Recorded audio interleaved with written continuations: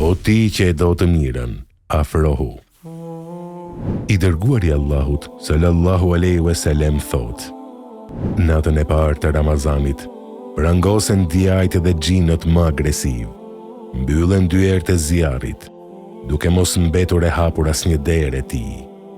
Hapen dyert e xhennetit, duke mos mbetur e mbyllur asnjë derë e tij, ndërsa një thirrës thërret: o ti që e do të mirën, afrohu. O ti që e do të keqen, frenohu. Allahu liron njerëz nga zjarri çdo natë Ramazanit. Prandaj, o ti që e do të mirën, afrohu.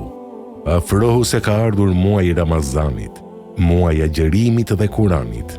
Allahu i madhëruar thot: muaji i Ramazanit është ai në të cilin ka zbritur Kurani, që është udhërrëfyes për njerëzit, plot me shenja të qarta për rrugën e drejtë dhe dallues i së mirës nga e keqja. Pra, kushdo nga ju që e arrin këtë muaj, le ta agjeroj. O ti që e do të mirën, afrohu. Ky është muaji i Ramazanit, muaji i agjerimit, në të cilin falen mëkatet. Allahu i madhëruar thot: me të vërtet që për muslimanët dhe muslimanet, besimtarët dhe besimtaret, të bindurit ndaj Allahut dhe të bindurat ndaj Allahut, të drejtët, të sinqertët dhe të drejtat, të sinqertat, durimtarët dhe durimtaret, të përullurit dhe të përullurat, mirëbërësit dhe mirëbërëset, agjeruesit dhe agjerueset. Çfarë ka përgatitur Allahu i madhëruar për ta? Për të gjithë këta, Allahu ka përgatitur falje dhe shpërblim të madh. Profeti sallallahu alaihi wasallam thot: kush e agjeron Ramazanin me besim dhe duke llogaritur shpërblimin tek Allahu i lartësuar, atij i falen mëkatet e kaluara. O ti që e do të mirën, afrohu. Ky është muaji i Ramazanit, muaji në të cilin pranohen lutjet.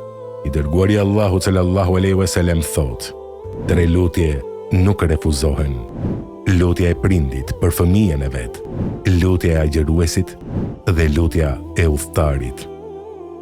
Po ashtu ai sallallahu alaihi wasallam thot: për secilin musliman në çdo ditë dhe natë të Ramazanit ka një lutje të pranuar që nuk refuzohet.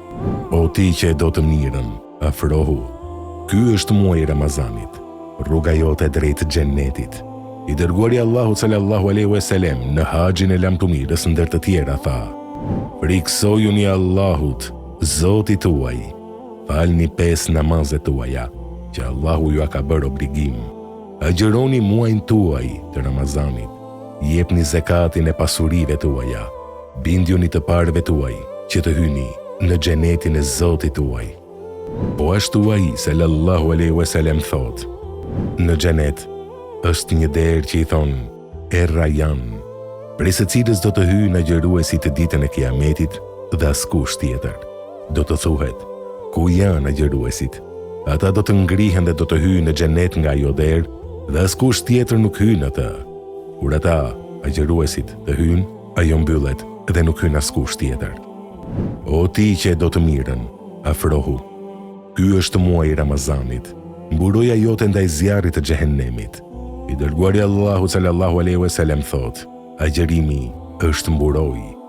Po ashtu ai sallallahu alaihi wasallam thot: kush agjeron një ditë në rrugë të Allahut, Allahu vendos mes tij dhe zjarrit një hendek se largësia midis qiellit dhe tokës.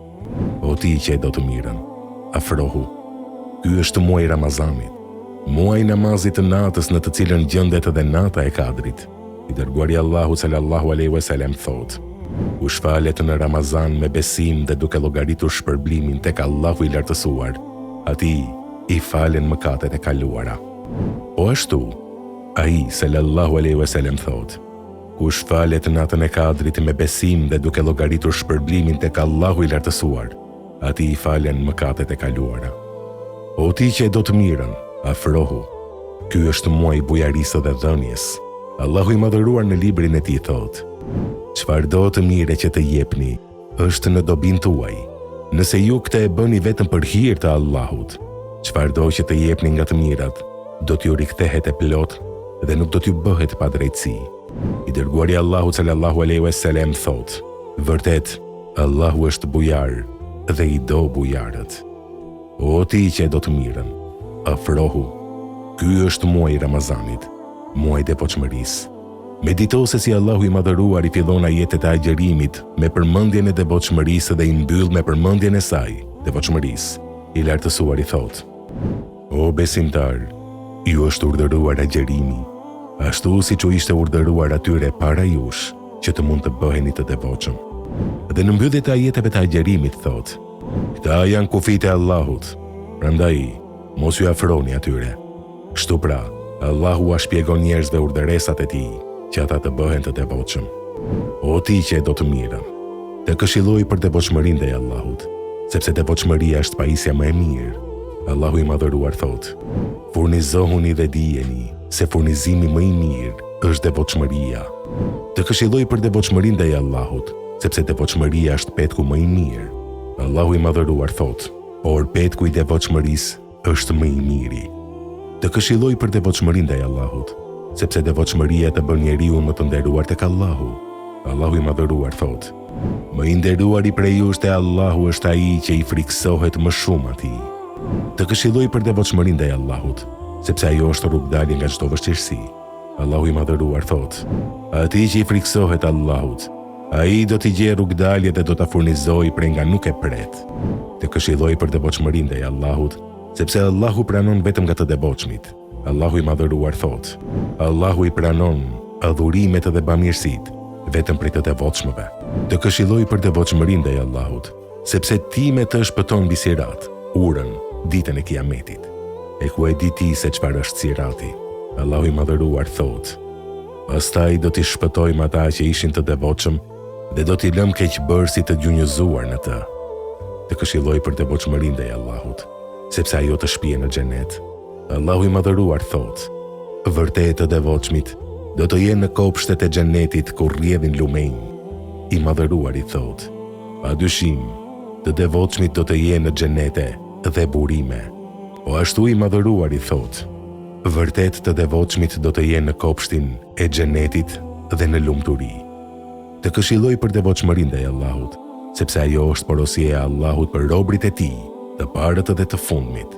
Allahu i madhëruar thot: Ne i kemi porositur ata që u ishte dhënë libri para jush, por edhe juve friksojuni Allahut.